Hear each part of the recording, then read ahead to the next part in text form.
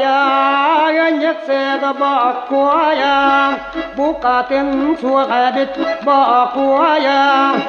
na gần khi che ya lia ta lia lắm na đến bữa là nên cũng khá đã tiền ba qua ya gần nhất xe ba qua ya bu cả tiền xua cả đít ba qua ya kỷ niệm cứ ra bờ cơ ban nier ba qua ya mun nhàn cái anh thắng nier ba qua ya gần nhất xe ba qua ya bu cả tiền xua cả đít ba qua ya kí hà tin trong run kí mẹ tiền kinh này là ni kí miết tiền ba qua ya gần nhất xe ba qua ya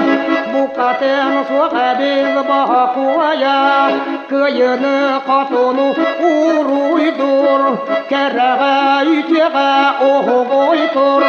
bác cô ye gần nhất tết bác qua ya bu cả tiền xua cả đi bác qua ya